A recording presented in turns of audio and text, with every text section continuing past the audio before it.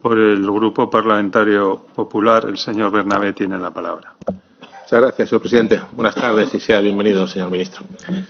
Vamos a ver, esta tarde nos ha estado hablando usted largo y tendido de su compromiso en la lucha contra la corrupción y que por esa razón, pues precisamente ordenó usted que se abriera la auditoría dentro de su ministerio al objeto de depurar las responsabilidades políticas en que se hubiera podido incurrir en esos contratos presuntamente fraudulentos de compra de mascarillas por 54 millones de euros que hicieron Adif y Puertos del Estado.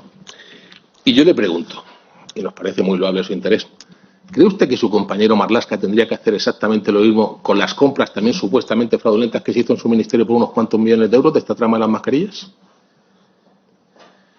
Pues es que yo no soy quien para meterme en la piel de nadie, ¿no? Yo creo que si él no ha auditado o no ha considerado oportuno, será porque no lo ha creído conveniente. Yo, en todo caso, en el caso concreto del Ministerio de Transportes, las personas afectadas formaban parte del Ministerio, ¿no? Y por tanto, por eso consideré que yo tenía esa obligación, que probablemente otros ministerios no tengan, ¿no?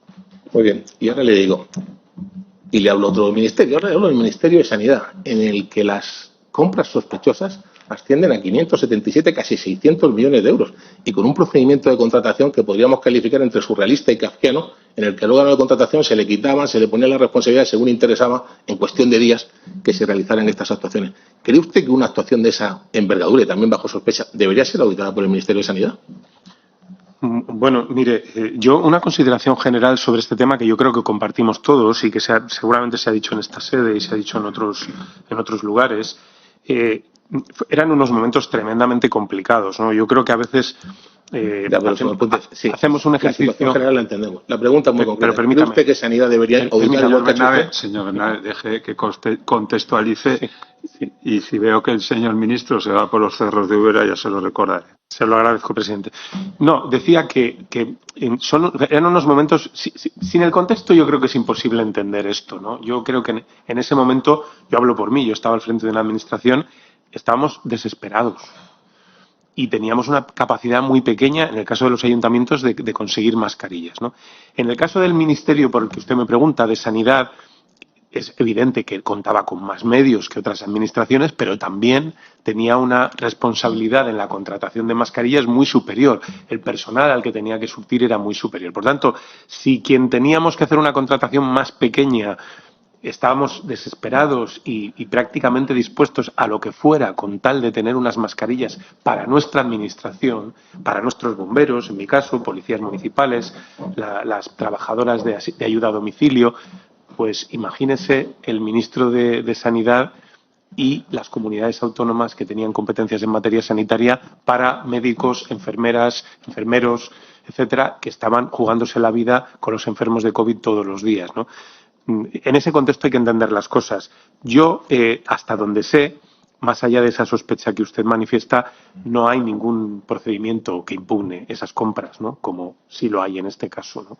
Por tanto, estoy convencido de que hicieron lo que pudieron y lo que supieron en un momento tremendamente difícil, como creo que hicieron la mayor parte de las administraciones, ¿no? Muy bien, fíjese, usted en su ministerio abre una auditoría, porque está acreditado, además lo ha dicho la UCO, y ustedes también lo han constatado, que se compraron las mascarillas al doble del precio de mercado que tenían. 54 millones de euros, 27 directos a la buchaca, a los bolsillos de la trama. Entonces yo ahora le pregunto, ¿cree usted que el Ayuntamiento de Valladolid, noticia de esta misma mañana, tendría que auditar la compra de mascarillas que hizo usted, que fue 1/3 más cara que las que vendieron los de la trama? Es decir, si el señor Ábalos está donde está y su auditoría dice que era una barbaridad que las mascarillas se pagan al doble del mercado, usted que las pagó todavía 1/3 más caras, ¿cómo considera si el Ayuntamiento? Esto es el diario La Razón. ¿Usted no tenía un servicio de prensa para constatar todo lo que se publicaba sobre usted? Sí, pero no dan abasto. Se hizo la pena es que hasta la prensa nacional les cueste leerla, porque esto es sencillo. Bueno, a ver, vamos a ver. Lo primero, en su pregunta se contienen dos falsedades. La primera, que en la auditoría se detectara que se pagaron las mascarillas del Ministerio el doble que en el resto. Eso lo ha dicho la UCO. No. Sí, lo ha dicho la UCO. No sé si lo habrá dicho la UCO. Sí, se lo digo yo. Si lo ha dicho la UCO, ya le digo yo que es falso. Vale. ¿Por qué? Porque precisamente si hay una cosa que la auditoría y el Tribunal de Cuentas sostienen y demuestran, es que uno de los contratos que está siendo objeto de investigación fue el más barato de todos los contratos que firmaron todas las administraciones del Estado. Es decir, el contrato, no sé si el de Adif o el de Puertos del Estado, fue el precio más bajo que se pagó por las mascarillas. Seguro que el de Puertos del Estado no, porque el propio señor Álvarez Manzanares ha dicho en sus declaraciones que habían llegado ofertas a mitad de precio de la que tenían de solución de gestión. Fue uno de los contratos, creo que fue el de Adif, no lo sé, fue el de precio más bajo. Es decir, no se pagó un sobreprecio por las mascarillas en relación a los precios que se estaban pagando en ese momento. Se habrán hecho cosas bien, mal, yo no lo voy a discutir aquí. Desde luego, el precio no es precisamente el dato que nos alerta de que haya habido irregularidades. En relación con el Ayuntamiento de Valladolid, y así se acreditó en el procedimiento judicial, se pagaron las mascarillas más baratas de todas las mascarillas que vendió esa empresa. Esa empresa, fíjese, vendió, creo que fueron 7 millones de euros de mascarillas, o 7 millones de mascarillas, ya no recuerdo. El precio más barato lo pagó la Diputación Foral de Vizcaya y el Ayuntamiento de Valladolid. Eso no significa que fuera barato, señor Significa, mire, no, le estoy diciendo la información un tercio más que lo que pagó la trama a solución de gestión. Todo es relativo. Significa que en el momento en el que se hizo la compra y con la capacidad de compra que tiene un ayuntamiento, pagamos un precio, vamos, cum laude. Es más, le voy a relatar mi conversación con el interventor antes de proceder a la compra, cuando yo le traslado a todos los portavoces de todos los grupos esta posibilidad. Le explico, hay esta posibilidad y hay este precio. ¿Sabe lo que me contestó el interventor y el concejal de Salud Pública en ese momento? Que las pocas que teníamos en ese momento las estábamos pagando al triple. Estábamos pagando las mascarillas a 9 euros. Y nos daban, pero a cantidades irrisorias, que era lo poco que podíamos comprar. Nos las vendían por la tercera parte. Es decir, y fíjese, ya le digo yo que el precio, a pesar de esa noticia que la paga usted un tercio más caros de los que las pagó Ábalos para la trama, ¿no le llama usted la atención que el Ayuntamiento de Madrid tendría que investigarlas cuando se las compra usted precisamente a su amigo con el que se va de viaje, al empresario que lo invita en su yate privado a irse de cruceros, el mismo, y se las da con un contrato de adjudicación directa sin invitar a ninguna empresa más? ¿Le parece a usted normal que esto, por ese sobreprecio, no sea investigado? Señor Bernabé, yo veo que usted viene a hablar, pero no viene a escuchar. No, vengo a preguntarle. Fíjese que yo podría perfectamente decir que no contesto a preguntas que no tengan que ver con el objeto de la comisión, pero usted está citado como compareciente por su implicación, o sea que aquí tiene que por mi implicación. Por lo que usted. Ahora vamos a seguir hablando. Señor Bernabé, no sé qué implicación tengo yo. Deje que hable el ministro. Si me permite usted, en fin, aparte de la poca elegancia que está usted demostrando con eso, en esas fotos está mi hija, por ejemplo. Hoy, por cierto, un bulero profesional de esos que le gustan a usted mucho ha sido condenado por publicar fotos de mi hija. De manera que tenga cuidado con las fotos que exhibe, porque yo también me puedo ir a los tribunales. Mire, están las caras piseladas, no se preocupe.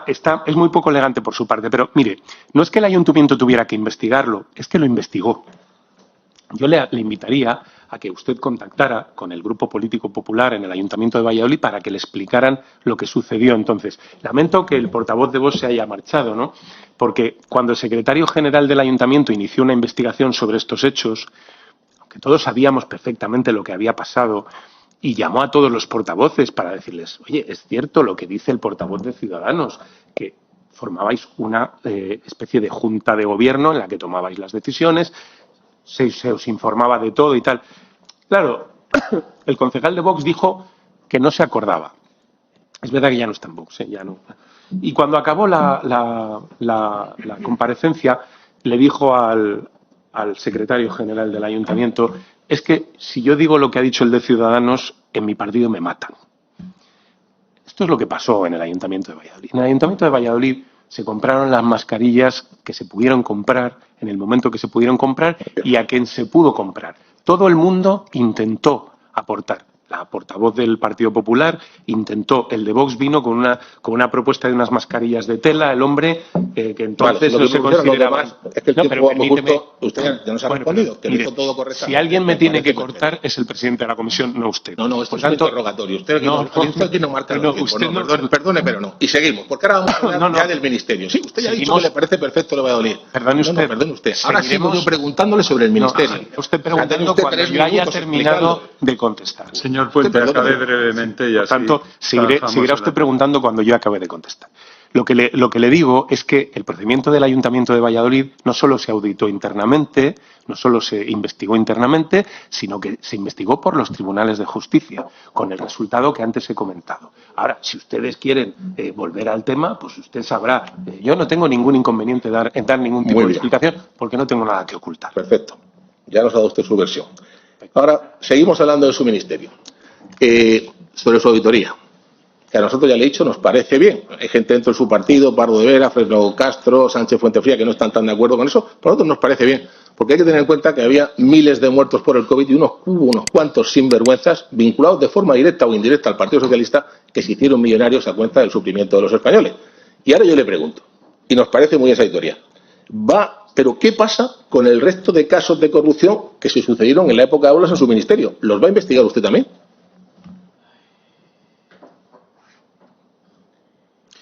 Vamos a ver, he hecho usted una reflexión de que hubo gente que se hizo millonaria a cuenta de la desgracia de los españoles, gente vinculada al... Esa no es la pregunta. Perdón, eso. No reflexionemos ahora sobre todo. Yo hago mis introducciones y le hago una pregunta muy concreta. Yo hago las mías. ¿Va usted a hacer una investigación sobre el resto de casos de corrupción, señor Ábalos? Yo voy a hacer la introducción también, igual que usted ha hecho la suya, yo hago la mía. Usted ha dicho... Presidente, está perdiendo tiempo el compareciente de una forma descarada. A ver, señor Bernabé, se lo acaba de contestar el señor ministro. Si usted va a la pregunta directa y no contextualiza, pues a lo mejor le tengo que decir al ministro que conteste directamente. Dele 2 minutos para contestar la pregunta. Conteste, señor ministro. Sí. Vamos a ver, voy a contextualizar. Usted dice que hubo gente que se enriqueció en el momento más crudo de la pandemia a costa de la desgracia de los españoles. Eso, por ejemplo, dijo el señor Casado en relación con el Ayuntamiento, con la Comunidad de Madrid.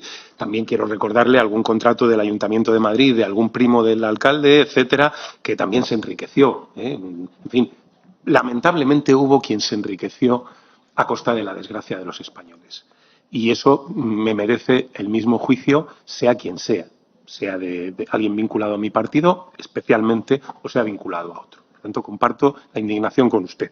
En relación con otros casos de corrupción, que yo sepa, el único caso que hay judicializado en este momento relacionado con el ministerio del que yo formo parte es el denominado inicialmente caso Goldo, y esa es la auditoría que yo he realizado. Yo no tengo constancia de que haya otros asuntos de corrupción que en este momento merezcan ser investigados dentro del Ministerio. En todo caso, entenderá usted que yo, por mi parte, no tengo ningún inconveniente en investigar lo que sea. Yo no tengo nada que ocultar. Me parece perfecto, porque fíjese que durante el tiempo que estuvo Ábalos de ministro, lo único que está claro en todas las ramificaciones de esta trama es que el Ministerio de Transportes y Movilidad Sostenible se había convertido en el epicentro de la corrupción en nuestro país, y en el que su ministerio actuaba a modo de piso franco, desde el que se diseñaban, pergeñaban, perpetraban y ejecutaban todas las acciones delictivas encabezadas por Koldo y Ábalos. Y entonces, yo le digo, hay una percepción general de que su ministerio se ve prácticamente como la cueva de Alibaba y los 40 ladrones durante aquellos años. Yo le pregunto, varios asuntos sobre los que nosotros consideramos que sería conveniente que usted abriera investigaciones. Por ejemplo, el señor Aldama ha dicho que le dio 2 millones de euros en mordidas al señor Ábalos, de los cuales 650.000 fueron en metálico a él y otros 200.000 al Koldo, y que las entregas las hacía en la propia sede de su ministerio. Le pregunto yo, ¿va a abrir usted una investigación para saber cómo se producían esas entregas dentro de su casa? A ver, vamos a ver. Primero, eso es una cuestión que está por demostrar.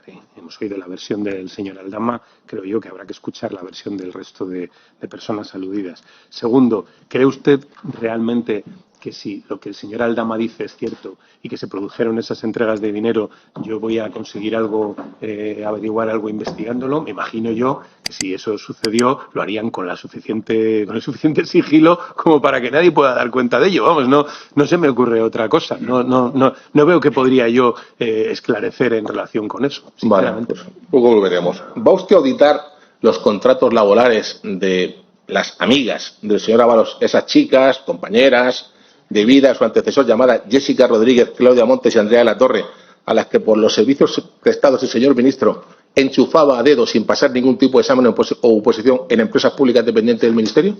Vamos a ver, mire, en relación con eso tengo que decirle que yo, en la vida privada de la gente, yo no sé la relación que tenían con el señor Ábalos, sí he preguntado en relación con esos contratos y han seguido los procedimientos de contratación habituales. Es decir, no hay nada en esos expedientes de contratación que me haya hecho pensar la existencia de ninguna ilegalidad. Si yo la hubiera detectado, no tenga ninguna duda de que había procedido a formular la denuncia correspondiente. Muy bien. He preguntado en base fundamentalmente a informaciones periodísticas, oye, ¿qué ha pasado? Igual que el tema de los viajes, ¿alguien ha pagado algún viaje aquí? Me han dicho que no hay ningún pago, no hay constancia de ningún pago, de ningún viaje, de ninguna persona que no haya sido personal del Ministerio. Por tanto, Muy bien. no tengo nada, ningún elemento en este momento que yo pueda trasladarles de que haya habido nada ilegal. ¿Va usted a editar la razón por la que AENA no realizó ninguna investigación sobre la visita ilegal de Elsi Rodríguez a España, pese a que el escenario del delito fue el aeropuerto Madrid-Barajas, una infraestructura bajo su gestión y responsabilidad directa? Vamos a ver. AENA tiene responsabilidades en el ámbito aeroportuario, pero no ninguna que tenga relación con cuestiones relativas a seguridad, etcétera, que son objeto o son competencia de Guardia Civil, de las fuerzas del orden público. En lo que se refiere a la materia aeroportuaria, no hay nada que AENA tenga que investigar.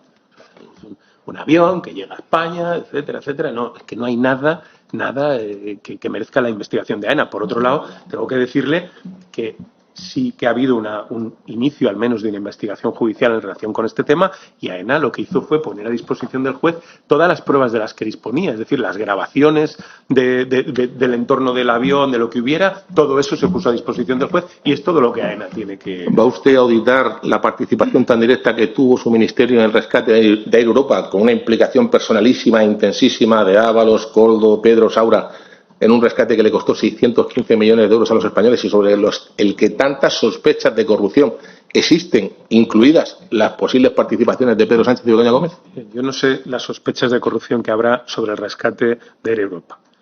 Que yo sepa, no hay ni siquiera ninguna investigación judicial en curso en relación con ese rescate. Pero sí le digo que la participación del Ministerio de Transporte en eso es totalmente tangencial. Es decir, una decisión económica que nada tiene que ver con el Ministerio de Transportes.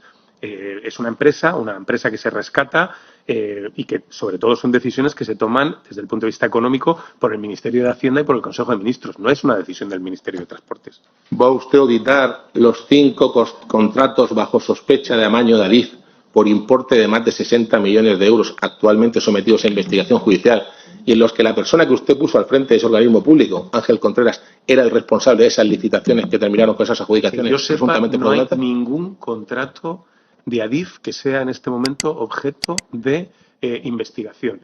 La persona que yo puse al frente de Adif, cuando estos hechos que son objeto de investigación en esta comisión tuvieron lugar, era el director de mantenimiento. No tuvo ninguna participación en esta contratación. Y desde que es presidente hasta su cese, no hay ningún contrato que esté siendo objeto de ningún tipo de investigación. Vamos a hablar de todo ello con detalle, señor Puente. ¿Va usted a auditar el contrato y las cuentas de Correos Cargo, esa empresa de transporte aéreo de mercancías que creó Correos en el año 2021 y que ustedes, Correos entonces, adjudicó a dedo a Globalia sin que mediara concurso público alguno y en la que se acordó que las ganancias se repartirían entre los dos socios, pero que si había pérdidas las pagaría en exclusiva a Correos, lo que nos ha costado al bolsillo de los españoles más de 20 millones de euros? Que yo sepa, el Ministerio de Transportes no participa en los contratos de Correos. Que yo sepa. ¿Correos no depende del Ministerio de Transportes? Depende no funcionalmente. Vale. No es depende del Ministerio de Hacienda. Mire, señor Puente, le acabo de poner encima de la mesa 6 escándalos de corrupción que están en los medios de comunicación de este país, en todos, y por los que le hemos pedido que abra usted una auditoría, que abra usted una investigación interna. Su respuesta es, pues no sé, no entiendo, pues no creo que estaba todo bien, ha llegado a decir en algún caso. Nosotros creemos que la honradez de un ministro exige que abra auditorías internas sobre esos 6 escándalos que están en la calle, igual que lo ha hecho usted con el caso de las mascarillas. Porque si no lo hace, señor Puente, entendemos que puede usted estar colaborando con los autores de esos presuntos delitos, porque se puede ser cómplice por acción o por omisión, como encubridor, tapando, silenciando, ocultando los hechos que ocurrieron y las pruebas de los mismos. ¿O es que acaso piensa usted que nosotros, desde luego, ya le digo yo que no, que la Guardia Civil, que los fiscales, que los jueces, que el pueblo español, nos vamos a quedar satisfechos pensando que todo lo que ha pasado con Ábalos se arregla con el cese de 3 o 4 altos cargos intermedios? Y aquí paz y después gloria. No, señor ministro, por supuesto que no. Esas personas no tenían por sí solas ninguna capacidad de decisión. Ellos cumplían órdenes de superiores. Y indudablemente nos tenemos que preguntar a quién están ustedes pretendiendo tapar cuando no quieren abrir esas otras 6 investigaciones que les estamos preguntando. Y voy a empezar a exponérselas. Las razones por las cuales nosotros creemos que tendría que abrir el velo. Caso Mordidas, del señor Ábalos. Aldama ha confesado ante el juez. Hoy a Aldama lo tachan de todo, pero hasta hace poco era su ex mejor amigo. Lo invitaban a sus actos públicos, lo ponían en la CRB, lo llevaban a los reservados privados para que Pedro Sánchez le dijera muchas gracias por lo que estás haciendo por nosotros, Víctor. Todo esto está, hay fotos en esos reservados privados. Todo esto aquí. Aldama ha contado al juez que sin contar los 50.000 euros que Koldo le pidió para Ángel Víctor Torres, que sin contar los 25.000 euros que le dio al jefe de gabinete de María Jesús Montero, número 2 del PSOE, sin contar los 15.000 euros que le dio a Santos Cerdán, número 3 del PSOE, en la Puerta de Ferraz, que sin contar, esto último que nos acabamos de enterar, los 90.000 euros que dice la empresaria Carmen Pano que entregó en la segunda planta de Ferraz. Todo esto entregas en metálico. Sin contar todo eso, 650.000 euros Ábalos en metálico y 200.000 a Koldo, 850.000 euros en Mordidas. Y coinciden que ese dinero se lo dio siempre a ambos en la propia sede de su ministerio y que lo hacía mediante entregas mensuales a modo de iguala por los servicios prestados. Y yo le pregunto, ¿le parece normal que se utilizaran las que hoy son sus dependencias oficiales para semejante sinvergonzonería y que pasara de forma habitual todos los meses durante varios años? Es que usted está partiendo de la base de que esos hechos se han producido. Yo parto de la base de que no se han producido, mientras nadie lo demuestre. Por tanto, si fueran ciertos, evidentemente no es que no sea normal, es que no es ni mínimamente aceptable. ¿Cómo va a ser normal que en la sede de un ministerio se produzcan entregas de dinero? Eso no es ni normal ni aceptable, pero usted está partiendo de una base, desde mi punto de vista, excesivamente apresurada. Daría la sensación, escuchándole, de que ya hay una sentencia en este asunto. Señor ministro, entonces, cogiendo su razonamiento, ¿qué sentencia hay en el caso de las mascarillas si usted se ha ordenado abrir ahí una auditoría?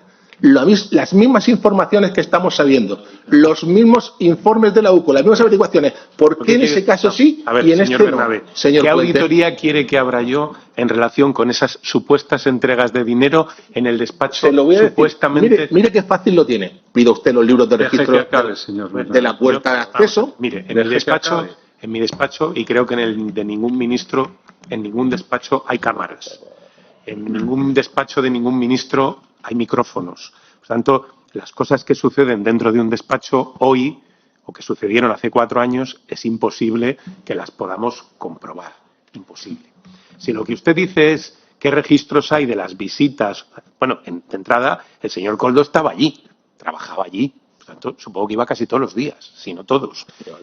Y el señor Aldama, yo no lo sé, pero parece que iba con cierta frecuencia, como han admitido. Por tanto, que fue al ministerio, que esos hechos se pudieran haber producido, pues tendrán que demostrarlo. Yo lo que le digo es que yo no tengo ninguna capacidad para investigar esos hechos. Sobre la que sí tenía, que era sobre los procedimientos de contratación de esas mascarillas, sí he abierto una auditoría. Pero fíjese que usted hace un razonamiento, y es que si yo no abro las auditorías que usted dice que debo abrir, ya automáticamente no sé, soy sospechoso o tal.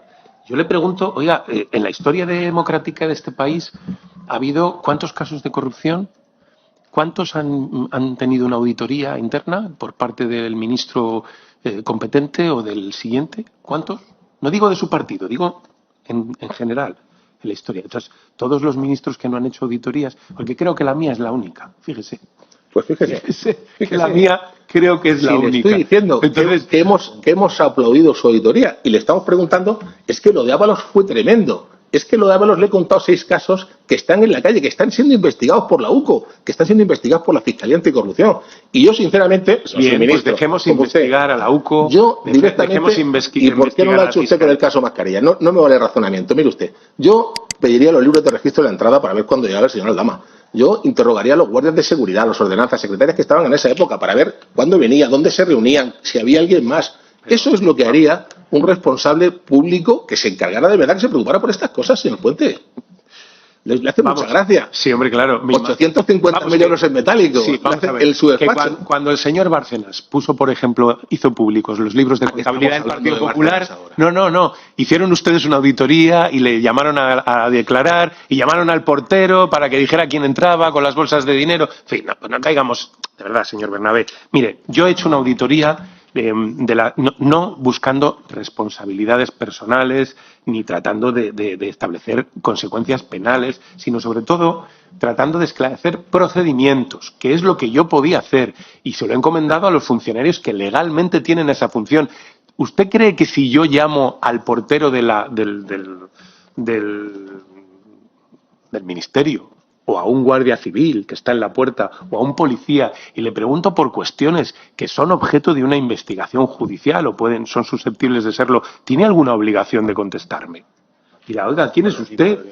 O sea, ¿quién es usted? Usted me puede a mí preguntar quién entraba, quién salía. De la misma forma que ha preguntado el caso Mascarillas, creemos que sí puede. Yo no he preguntado nada, señor Bernabé, que yo he nombrado. Las personas que usted ha puesto al frente de la auditoría. He puesto en marcha una auditoría y se la ha encomendado a quienes legalmente tienen. Y de momento una, y le estamos pidiendo 6 más. Voy a continuar. Ya nos ha dicho usted que no tiene interés. Nota de las 6 más. A ver, el tema de las amigas, y coincido perfectamente con usted, que la vida personal de cada uno es la de cada uno, faltaría más, y que eso no se puede tocar.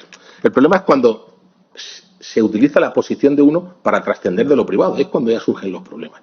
Y claro, aquí tenemos que, siendo el señor Ábalos perfectamente libre de hacer la vida sentimental que quiera tener, eso no lo discute nadie, pero que según ha desvelado la UCO, aquí hay una trama corrupta que le pagaba el alquiler del piso de lujo, 90.000 euros, la asignación mensual y hasta los viajes de lujo de una compañera de vida, vamos a decirlo así, porque a nadie se le falte. Ahí ya cuando pinchamos en hueso. Y mucho más y cuando resulta que esta chica compañera no era ya sola, sino que hubo varias más. Y todas con un denominador común. A todas se las premia por su amistad, cercanía, confianza con el señor Ábalos, con un puesto de trabajo otorgado a dedo en una empresa pública dependiente del Ministerio sin pasar ningún examen o oposición. Y además a todas las pone auxiliar administrativo para que el tema no levante mucha polvareda. Y le digo, Jessica Rodríguez García, alias Jessie, auxiliar administrativo en INECO entre septiembre del 19 y febrero del 21, y luego pasa a Trasatec, de marzo a septiembre del 21. Claudia Montes, ex Miss Asturias 2017, en Logirraíl, empresa filial de Renfe, de diciembre del 19 a febrero del 22, y a quien al parecer es su actual pareja, Andrea La Torre Maeso, en Logirraíl también de junio del 22 a agosto del 24. Y además, las 2 primeras eran acompañantes habituales del señor ministro en sus viajes oficiales, tanto nacionales como internacionales. Pues como todo el mundo sabe, que un ministro se lleva esos desplazamientos a una auxiliar administrativa de una empresa que depende de su ministerio, es una herramienta muy habitual de trabajo. ¿Coincide usted conmigo o sigue viéndolo tan normal, señor Puente? Vamos a ver, yo no he dicho que vea nada normal, yo le he dicho... Sí, me ha dicho que ha investigado, ha preguntado y que no vio nada raro. Espere, vamos a ver. Mire, yo pregunté, porque vi esto publicado en medios de comunicación, y pregunté donde tenía que preguntar. Pregunté en INECO, donde estuvo contratada Jessica Rodríguez García, que es una de las personas que se dice o se atribuye. INECO nos dice la necesidad de contratación de esta persona surge por circunstancias de la producción, siendo su contrato de carácter eventual, del 1 de marzo de 2019 al 28 de febrero de 2021, sin que conste en los archivos de la compañía documentación por la que se recibiese algún tipo de instrucción, orden, recomendación o sugerencia por parte del entonces Ministerio de Fomento. La contratación nace como necesidad para atender la producción de un encargo, servicio de asistencia técnica para apoyo técnico y a la gestión administrativa de Adif Alta Velocidad, e INECO, para cubrir la plaza vacante, recurrió a la bolsa de empleo existente en la empresa utilizando los parámetros requeridos por el puesto. El currículum vitae de esta persona era compatible con los requisitos exigidos en la vacante, se inició el proceso para valorar su idoneidad para el puesto ofertado, se realizó una entrevista personal y el resultado obtenido en dicho proceso fue favorable. Yo he preguntado y me han respondido. Como comprenderá usted, yo no tengo ningún otro elemento que me permita inferir esas conclusiones a las que usted llega. Yo no puedo hacerlo. Muy bien, perfecto. Sí, cuando Le sigo preguntando porque vamos con el tiempo. Conoció antes. No, nos ha leído ya su conclusión. Perfecto. No, Yo le sigo preguntando porque doy vamos con el tiempo información. justo. Muy bien, perfecto. Vamos a hablar ahora del tema de AENA. Vamos a hablar de la visita de la señora Delcy Rodríguez. No vamos a entrar en las mentiras de Ábalos y de Sánchez, que respondan donde tengan que responder. Le voy a decir lo que nos dijo el director del aeropuerto cuando vino hace 2 semanas. Director, entonces, señor Álvarez Fernández. Nos dijo que a él nunca nadie lo avisó de esa visita. Nos dijo que tampoco nadie lo llamó cuando se produjo la misma y que todo lo que sabía se había enterado leyéndolo por los periódicos, el director del aeropuerto. Y también nos dijo una cosa que contradice lo que usted nos ha dicho, que según los protocolos de AENA, él tiene la obligación de estar informado de todo cuanto sucede en el aeródromo y especialmente de situaciones de visitas como esta. Pero nos dijo que nunca nadie jamás desde AENA le pidió un informe, que abriera un expediente informativo, que investigase qué es lo que había ocurrido. La semana pasada le preguntamos al señor Saura, que era entonces el superior, secretario de Estado, y nos dice que sí, que efectivamente no dio esa orden porque le pareció que la visita se había desarrollado de forma correcta. Fueron esas sus palabras. Entonces, yo le digo, de verdad, con el escándalo que ha supuesto esta visita judicializada, señor Puente, ¿considera usted que la respuesta del que nos dio el señor Saura es una respuesta normal de un responsable público decente y coherente? Pero vamos a ver. ¿Cuándo fue la visita famosa esta? La madrugada del 20 de enero de 2020. Ya sé que usted era alcalde de Valladolid. La madrugada del 20 de enero de 2020 yo estaba seguramente dormido en mi casa. Yo también la mía. A 200 kilómetros de aquí. Por tanto, ¿qué puedo yo opinar de esto? Si han comparecido, había un presidente de AENA, por cierto, que es el mismo que ahora. Usted dice judicializada. Es verdad que del tema de la visita famosa se abrió un procedimiento judicial que se archivó, que yo sepa, y que no se ha vuelto a reabrir. Es más, se ha intentado reabrir recientemente y se ha archivado. Por tanto, no hay ninguna investigación abierta en relación con ese asunto, que, por cierto, tampoco acabo yo de comprender muy bien. No lo acabo de entender. Ustedes saben mucho de esa visita. Yo, desde luego, no lo entiendo. Sigo sin entender qué es lo que hay ahí de raro. Lo que sí le digo es que, desde el punto de vista de la navegación aérea, explíqueme usted qué razones tiene AENA para abrir una investigación. ¿Se produjo algún evento en el aeropuerto relacionado con la seguridad aérea? ¿Se produjo alguna alteración del orden? ¿Se produjo qué hechos relacionados con la navegación aérea de la que es responsable AENA sucedieron para que AENA tenga que abrir una investigación? ¿Cuándo ha habido una investigación judicial que se ha archivado? ¿Qué ha hecho AENA? Poner a disposición de los tribunales la información disponible, que es fundamentalmente la de las cámaras que pudieron registrar el encuentro, el aterrizaje, el despegue, lo que fuera. Pero ¿qué investigación va a abrir AENA? Pues fíjese, nosotros consideramos que cuando alguien entre legalmente en nuestra casa y se produce una movilización de las fuerzas de seguridad del aeropuerto para generar ahí espacios Schengen, dicen algunos, hay un tránsito por las dependencias, las salas, vida, autoridades, etcétera. Nosotros sí queremos saber qué es lo que pasó de verdad, si lo que dice Aldama o hay otra versión. Lo mismo que queremos saber qué es lo que había en las famosas 40 maletas que se quedaron en España. Lo que dice Aldama que había dentro o hay otra versión. Creemos que sí merecería la pena, porque era su casa, la de AENA, que usted investigara. Nos dice que considera que no procede porque sus competencias son otras. Muy bien, pues de acuerdo. Pero ¿cómo voy a tener yo más competencias siendo el ministro que está hoy en el ministerio y que no estaba al frente cuando estos hechos se produjeron, que un juez de instrucción que tiene todas las competencias del mundo mundial y que ha decidido archivar las actuaciones? Es decir, yo no tengo más competencias que un juez instructor. Por otro lado, usted dice, ¿se produce una entrada ilegal? Pues no parece que esa sea la realidad. La realidad, al menos lo que subrayan los que también declaró, creo, el comisario de Barajas aquí la semana pasada, no solo el director del aeropuerto. Y parece que lo que dijo el comisario no le gusta a usted o no lo considera suficiententemente importante, pero yo creo que dijo que esa señora nunca entró en territorio español, que estuvo en esa zona intermedia en la que hay en todos los aeropuertos internacionales, en las que no se llega a entrar en territorio nacional. Pero en todo caso, ¿qué puedo yo aportar, señor Bernabé? Muy bien, muy bien. Usted está en su derecho a responder lo que quiera. Nosotros estamos diciendo lo que creemos que tendría que hacer usted. Vamos a hablar ahora del rescate de Europa.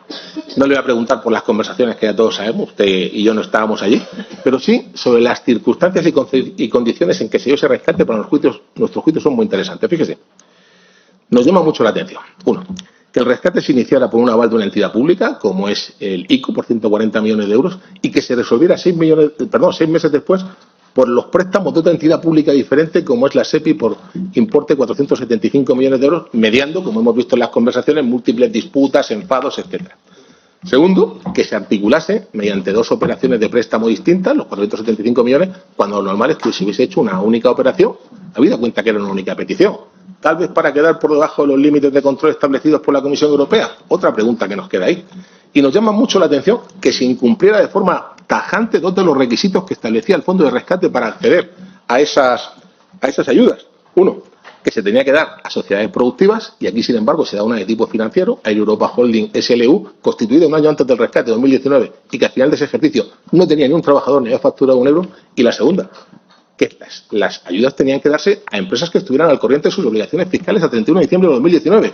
Y aquí resulta que Globalia debía 5,8 millones de euros en ese momento a Hacienda por el impago precisamente de las liquidaciones del IVA de Air Europa. Eso en cuanto a incumplimiento de accesos. Pero es que luego, lo que son las condiciones en las que se da el préstamo, la generosidad de las mismas, y claro, con la intervención tan directa que tuvieron Ábalos, Coldo y Saura. Hace unos días el señor Lora de la SEPI nos decía que la presencia del señor Saura era continua en esta operación. Fíjese, se da el rescate en un tiempo récord, solo tardó 3 meses Air Europa en tenerlo. 5 veces más rápido que todas las demás 29 empresas que lo pidieron. La siguiente más veloz duró Felguera 8 meses, de ahí para arriba todas hasta los 18 amigos. La segunda, los 475 millones de euros que se le dan a Europa supone el 20% del total dinero dado por el fondo, de forma que el 80% sobrante se lo tuvieron que repartir entre las otras 29 sociedades. Y la tercera, el plazo medio de carencia para devolver el principal del préstamo se estableció en 2 años, menos a Air Europa que se le dio 6, solo pagará intereses hasta 2026. Todo esto, que insisto, es radicalmente distinto a las condiciones que se aplicaron y que se concedieron a las otras 29 empresas, ¿no cree usted que da motivo suficiente, habida cuenta todo lo que ya sabemos, hemos escuchado las grabaciones de la UCO, de cómo actuaron aquí sus antecesores en el Ministerio, para investigar un poquito qué es lo que pasó ahí? ¿No cree usted que lo merece? Vamos a ver, mire, yo ignoro los detalles concretos del rescate de Air Europa, cuáles fueron los instrumentos, cuáles fueron los organismos que lo llevaron a cabo, etcétera. Pero sí tengo que hacer algún comentario en relación con alguna de las cosas que han dicho. Por ejemplo, le he oído decir, porque me ha llamado la atención, introducir un elemento de sospecha de si se hicieron las cosas con el objetivo de eludir el control de la Comisión Europea. Bien. El rescate de Air Europa es uno de los muchos rescates de aerolíneas que se hicieron durante la pandemia en la Unión Europea. De hecho, es el de menos cuantía económica. Se rescató Lufthansa, se rescató KLM, se rescató la TAP portuguesa, Alitalia, se rescató la SAS escandinava, se rescató Air France. Todos esos rescates fueron llevados al Tribunal de Justicia de la Unión Europea por la compañía Ryanair. De esto sí puedo hablar. Yo no, hay detalles que no sé, pero sí te sé de transporte. Ryanair llevó al Tribunal Superior de Justicia de la Unión Europea todos los rescates. ¿Sabe cuál tiene de todos estos rescates, cuál tiene sentencia favorable? El de Air Europa. ¿Sabe cuáles no tienen sentencia favorable? Todos los demás. Todos los demás fueron declarados ilegales. El rescate de Air Europa fue sancionado con sentencia favorable por el Tribunal de Justicia de la Unión Europea. Por tanto, hombre, más control que el del Tribunal Superior de Justicia de la Unión Europea no hay. Por cierto, de todos los rescates se dio traslado a la Unión Europea, a la Comisión Europea, y todos recibieron el aval de la Unión Europea. Y por último, que se hizo en poco tiempo, pues debería ser un motivo para felicitarnos todos, porque claro, pero a todas, no todos. Bueno, pero es que yo no conozco, mire, de verdad, o sea, estoy seguro de que es imposible establecer el mismo procedimiento, los mismos plazos matemáticamente para unos casos y otros.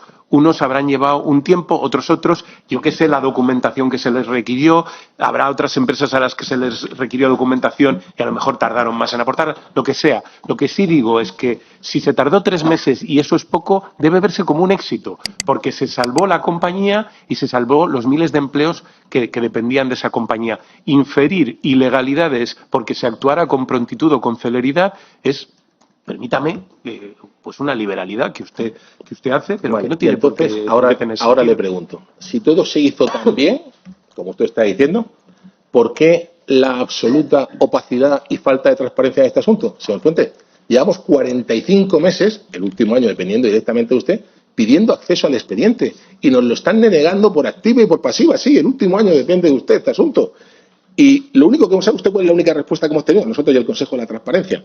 Que este informe, expertos independientes informaron de forma clara y objetiva que la ayuda concedida cumplía los requisitos, acompañado de algo para nosotros sumamente vergonzante como es no se pueden facilitar esos informes porque se trata de información reservada.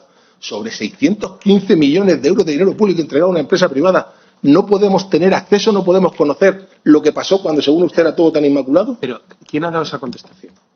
El gobierno de España. No, perdone, no. Aquí está el ministro de Transportes. ¿Qué ministerio ha dado esa contestación? Pues seguramente el Ministerio de Hacienda. Ah, vale, es que me está usted preguntando, ya bastante tengo con lo mío, oiga, es que yo, Ya, de verdad, usted me pide... Usted no es gobierno de España. Usted, de verdad, Usted no es gobierno de España. yo sé que ustedes me tienen en una altísima consideración, Sí, pero lo sé, y además me lo demuestran cada vez que comparezco en el Senado, me dan todo su cariño y todo su afecto, pero la realidad es que yo bastante tengo con lo mío, oiga, yo no tengo ese expediente, y entiendo, porque este es un país, este es un Estado de Derecho, que si hay razones para que ese expediente sea exhibido, ustedes podrán hacer valer esas razones incluso ante los tribunales de justicia.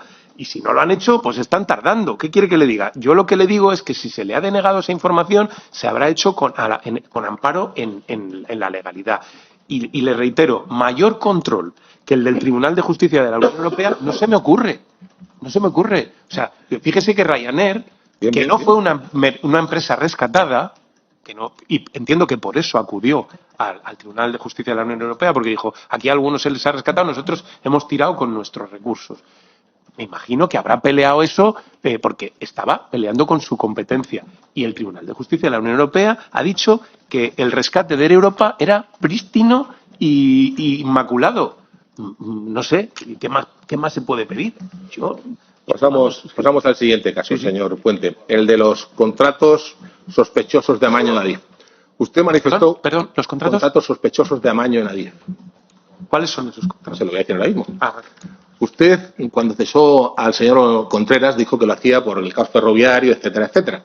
Pero claro, cuando asisten actualmente 5 contratos bajo sospecha, bajo investigaciones judiciales y policiales, como los que le voy a narrar muy rápidamente, no tengo tiempo de entrar en ellos porque se nos acaba, como usted bien sabe, con sus largas respuestas, pues nos lleva a pensar que aquí hay algo de gato encerrado. Grabaciones de la UCO. Primer caso, siempre por medio, atento, la empresa OPR, Obras Públicas y Regadío, de los hermanos Fernández de Andalucía, Daniel y Antonio. Antonio, ex coordinador general de la delegación del Gobierno de España en Andalucía bajo mandato de Sánchez. Le dice uno de ellos a Coldo, Ángel, por Contreras sabe que nos ha quitado 600.000 euros y iba a ayudarnos dándonos un contrato de emergencia que van a sacar por 1,5 millones. El otro le responde, por conducto seguro, mi hermano es tonto, es un bocaza, y Coldo dice, tranquilo, que hablo yo con Contreras y lo arreglamos. Al poquito Contreras lo recibe y de hecho Contreras dijo que efectivamente lo recibió, pero que incluso hasta le dio traslado a usted, que ahí no había pasado nada, que era una conversación informal de amigos. Yo le digo lo que dijo Contreras, no que esto efectivamente pasara. Dato curioso, la empresa de los hermanos Fernández duplicó su facturación durante los 3 años del señor Ábalos en el Ministerio de Fomento. Otro, denuncia de empleados de INECO diciendo que había técnicos que se les estaba presionando para modificar las puntuaciones. Ese es el contrato del bajo de la cabezuela. Otro, contrato entre los Rosales y Zafra. Aquí es grabado nada menos que el jefe de coordinación de inversiones de Adif diciendo lo siguiente: ya sé que es una jodienda que nos toquen los puntos, pero el que los toca es el que manda en la empresa, o sea, el señor Contreras. Y termina, lo hemos hecho en todos los expedientes y en este solo hay 4 empresas, así que no puede ser tan difícil. Esto ya es la confirmación, insisto, los técnicos de la casa que valoraban. Esto es la confirmación de la existencia de una trama corrupta dentro de su casa, señor Puente, con manipulaciones de las valoraciones para que empresas que no habían ganado los concursos finalmente se los llevaran, y aquí la de OPR está siempre por medio, como igual que una UTE formada por FCC y Siemens. Le puedo decir lo mismo del contrato de las obras entre Villanueva, La Serena y Berzatortas con los mismos técnicos informantes. El último, muy rápidamente, fíjese qué arte tienen algunos. Adjudicación de un contrato el 25 de mayo de 2002 a una UTE formada por Aritec y Áridos Enfersa, 25 de mayo de 2022, perdón si he dicho 2002. Adjudicación que se hace 2 semanas antes de que se constituya la propia UTE, que es el 9 de junio de 2022. Y claro, resulta que posteriormente se conoce que Áridos Anfersa es empresa accionista, es socia de OPR, la de los hermanos Fernández de Andalucía. En definitiva, señor Puente, nosotros aquí vemos demasiadas coincidencias, las mismas empresas adjudicatarias de los contratos, los mismos técnicos informantes, el mismo modus operandi, consistente en modificar a posteriori las valoraciones iniciales. ¿No cree usted de verdad que todo esto merecería que usted quitara esos contratos? Pero vamos a ver, primero, no sé ni de qué me está hablando, porque es que eso... Pues no esto es muy grave, porque es usted el ministro de Transporte. Sí, pero mire, es que eso... ¿Está judicializado eso? Sí. Y por la UCO investigado. ¿En qué? Le estoy por la UCO investigado... estoy transcribiendo conversaciones de la UCO.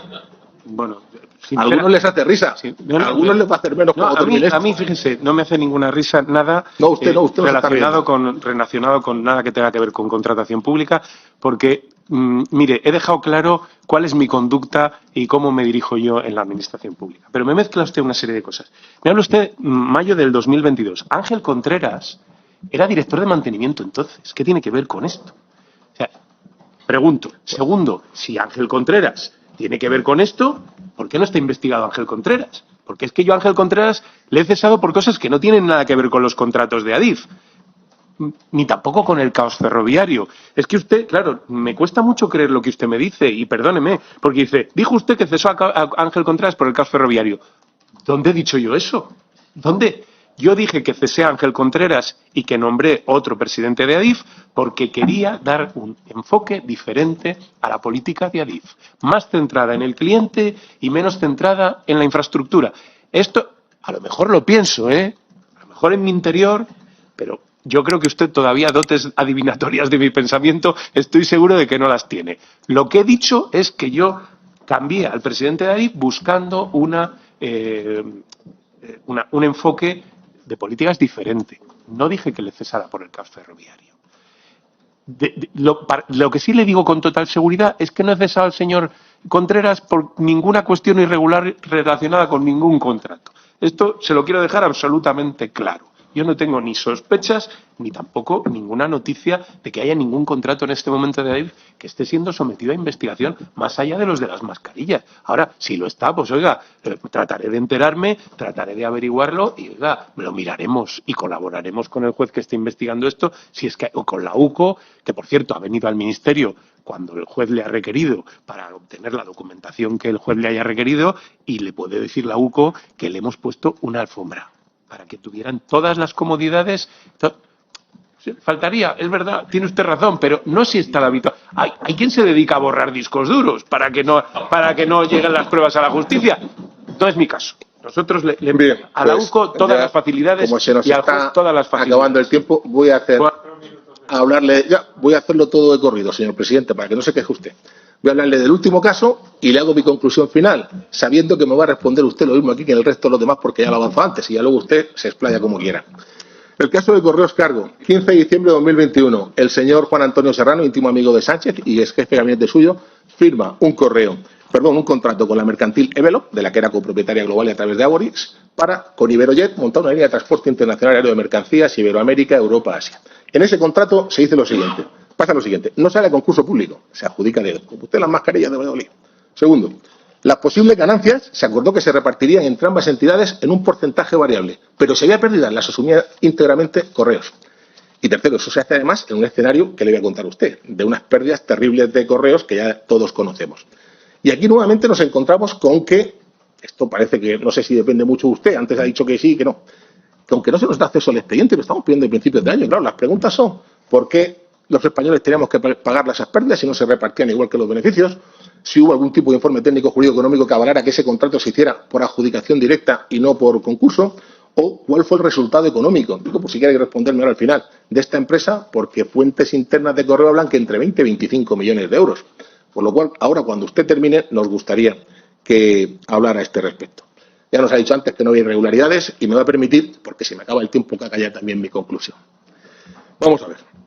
Señor Puente, desde nuestro punto de vista, hoy usted ha perdido una oportunidad de oro para demostrar que es distinto a esa ralea de corrupción que rodea y enfanga al Partido Socialista. Le hemos ofrecido que abra 6 nuevas auditorías para investigar los escándalos de Ábalos y usted lo ha rechazado. Entre la limpieza y la basura, usted ha optado por esconder esta y mejor si es debajo de la alfombra para que no levante el polvo. Y fíjese que Ábalos sí que está pidiendo públicamente que se le audite a usted por esos contratos del Ayuntamiento de Valladolid. Pero usted, sin embargo, no le hace lo mismo a él. ¿Tanto miedo le tiene? O mejor dicho, ¿tanto temen en el PSOE que Ábalos se ponga también a tirar de la manta como Aldama? ¿O es que acaso no es motivo más que suficiente de investigación 850.000 euros en cash, 2 millones en mordidas de Ábalos, 300.000 euros fundidos en global en las amigas, lo que pudiera haber en las maletas de Delsi, 615 millones de euros del rescate de Europa, 60 millones de euros en los contratos sospechosos de Adif o más de 20 millones de euros en los chanchullos de Correos. Por supuesto que sí, señor Puente. Claro que eso exigiría investigaciones y auditorías como ha hecho con lo de las mascarillas, pero no lo ha hecho. ¿Y sabe dónde lo sitúa eso usted? Pues como un potencial encubridor de esa presunta trama de corrupción que tiene el PSOE y que lidera Pedro Sánchez. Esa es nuestra percepción, señor Puente. El sanchismo ha traspasado ya todas las barreras habidas y por haber de la honestidad. Y señorías socialistas, sinceramente es que creemos que su mal ya no tiene cura, pero afortunadamente sí la hay todavía para el que ustedes le están propiciando a los españoles. Y eso se arreglará en el momento en el que Núñez Feijóo sea el presidente del gobierno de nuestra nación. No tengan ninguna duda, España merece la pena y lo vamos a demostrar más pronto que tarde. Muchas gracias, señor presidente. Clamo. Señor Puente, puede contestar. Muchas gracias. Yo es para terminar ya, ¿no? No, sí, ya. Vale, pues nada. Usted acaba. Vale, no se preocupe. Entonces, bueno, decirle que la pregunta que me hace usted por Correos Cargo, debo de reiterarle que Correos Cargo no forma parte del Ministerio de Transporte, sino que pertenece a la SEPI, dependiente del Ministerio de Hacienda. Creo que estuvo aquí la ministra Montero ayer y me imagino que tuvieron la oportunidad de preguntarle. Si no la aprovecharon, no es culpa mía. No sé si estaba el señor Bernabé o era otro, y desperdició la ocasión, pero yo no le puedo responder a esta pregunta porque desconozco todo lo que tiene que ver con Correos Cargo. Ya le digo que bastante tengo con lo mío. Segundo, para concluir, mire, yo he venido a una comisión de investigación, o eso creía, a responder preguntas concretas sobre hechos concretos. Y creo que no he eludido ningún tipo de pregunta y he contestado a todas, incluidas las que no tenían ninguna relación con el objeto de la comisión, como es la de la compra de las mascarillas del Ayuntamiento de Valladolid, sobre la que no tengo absolutamente nada que ocultar. Y no voy a hacer ningún alegato político, señor Bernabé. Yo no tengo que hacer alegatos políticos, tengo muchas oportunidades para hacerlo. Usted está más limitado que yo tengo muchas, y por tanto lo dejaré para otra ocasión. Lo que sí le digo es que yo vendré aquí las veces que me lo soliciten a dar las explicaciones que se me pidan con la total transparencia y con la total disposición que he hecho, porque respeto esta casa, respeto el Parlamento de España y respeto a los ciudadanos que están aquí representados por todos ustedes. Así que ha sido un placer el estar aquí. Espero, con independencia de las conclusiones ya previamente escritas del señor Bernabé antes de que yo viniera aquí, que la comparecencia les haya sido útil y sobre todo que le haya sido útil a los ciudadanos, que hayan encontrado algo más de luz en la oscuridad de todo de que pueda haber en este asunto. Nada más, muchísimas gracias.